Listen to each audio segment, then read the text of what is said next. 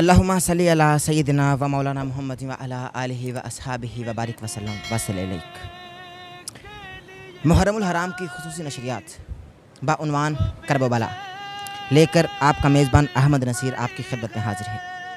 7 मुहर्रमुल हराम 1444 हिजरी 2022। नाज़रीन मोहतरम, आज मेहंदी है जनाब हसन अलैहिस्सलाम के उस यतीम बेटे की कि जिसके जिस्म के टुकड़े उनकी उम्र से ज़्यादा किए गए और यजीदियों ने किस तरह से इस घराने को उजाड़ दिया।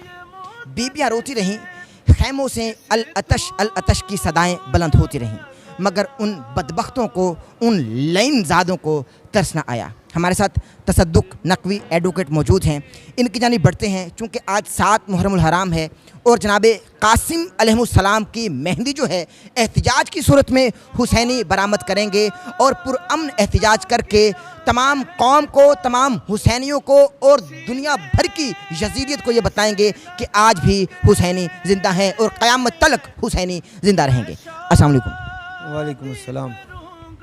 तसद्दुक साहब आ जाइए, तशरीफ़ ले आइए, आ जाइए, बैठा चाहते हैं।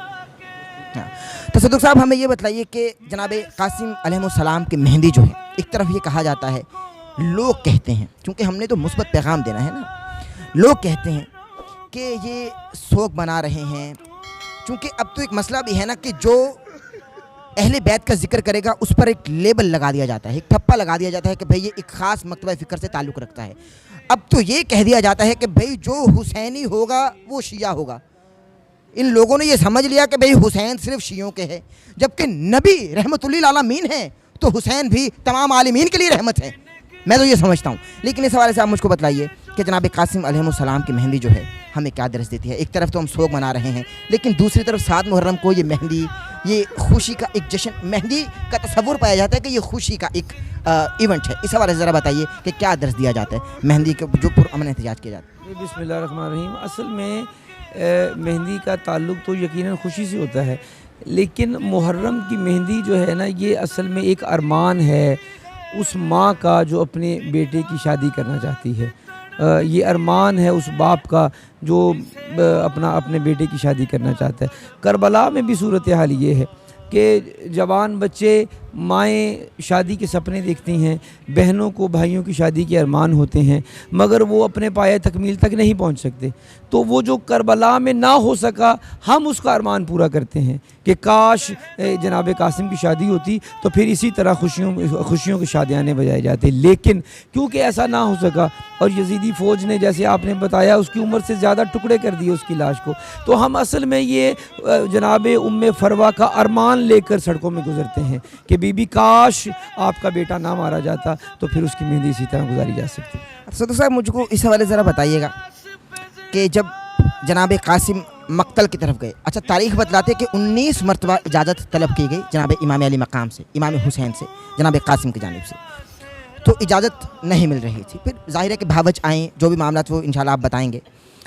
इस वाले से बताइए इजाज़त क्यों नहीं मिल रही थी जबकि सबको शहीद होना था, लेकिन इमाम अली मकाम की जो मोहब्बत थी अपने इस भतीजे कासिम से, चूँकि ये हसन की निशानी थी, तो इस हवाले से ज़रा बताइए कि कितना ये पुरदर्द मुसाइब है जो लोग समझते नहीं हैं और सिर्फ ये देख। अच्छा, इस हवाले से भी मैं एक और क्वेश्चन अटैच करना चाहता हूँ, क्योंकि इंतहाई माजरत के साथ जो चीज़ देखने में नज़र आती है, अगर मैं गलत हूँ तो मेरी तस्वीर फरमाइएगा, कि हमारे यहाँ मुहर्रम का महीना आ जाता है, लोग रस्मों का इंतज़ार करते हैं, मकसद को भूल चुके हैं।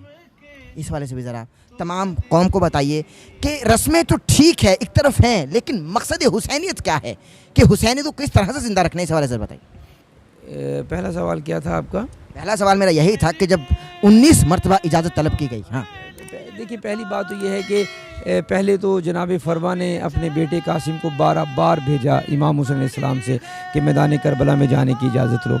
जनाब कासिम ख़ुद भी आए, बल्कि करबला की माओं की अज़मत को सलाम है। ऐसी माएँ नहीं कायनात में कोई हैं जो कासिम को बार बार आते देखे कहती कासिम तो अभी तक ज़िंदा है, तो अभी तक अपने चचा पे कुर्बान नहीं हुआ, दीन इस्लाम की बका के लिए गया नहीं है। तो जब बिल्कुल इजाज़त नहीं मिली, अच्छा इजाज़त क्यों नहीं मिल रही थी?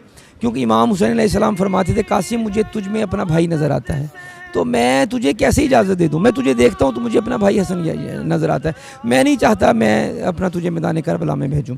अच्छा, इजाज़त कैसे मिली?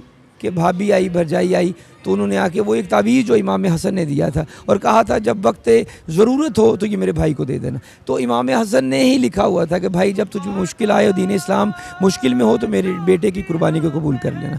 तो ये फिर कुर्बानी जो है राह खुदा में पेश की गई अपना। और दूसरी बात जो आपने फरमाई है कि मकसद था, मकसद है, असल में वाक़े करबला के मकासद तो बहुत से हैं कि आप देखिए दीन इस्लाम की बका बहुत बड़ा मकसद था।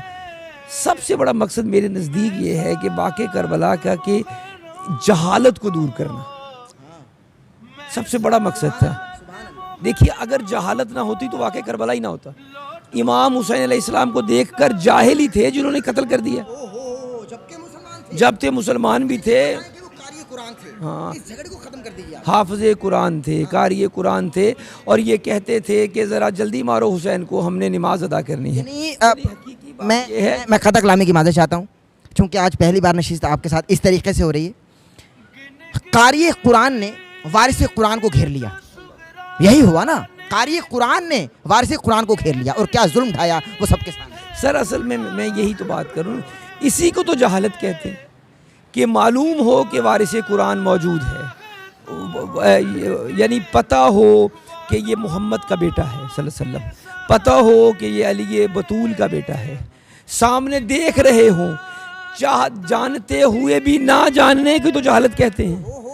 यानी जान रहे थे कि ये हुसैन है, जानते पता था, इसके बावजूद उसे कत्ल कर दिया, उसकी औलाद को मार दिया गया। तो वाक़े करबला का सबसे बड़ा मकसद है जहालत दूर करना। और जहालत इसी तरह दूर होगी कि जब भी मुहर्रम आएगा तो मुसलमान आलम बग़ैर किसी तकसीम के, शिया सुन्नी की तकसीम के, बग़ैर किसी तफरीक के, शिया सुन्नी की बात नहीं है यहाँ पे, अहले हदीस देवबंदी की बात नहीं, बग़ैर किसी तफरीक के जब भी मुहर्रम आएगा तो हर शख्स इस जहालत के पर्दे को दूर करेगा और हुसैनियत का पैगाम हर दौर तक पहुँचाता रहेगा। आपका शुक्रिया कि आपने वक्त दिया।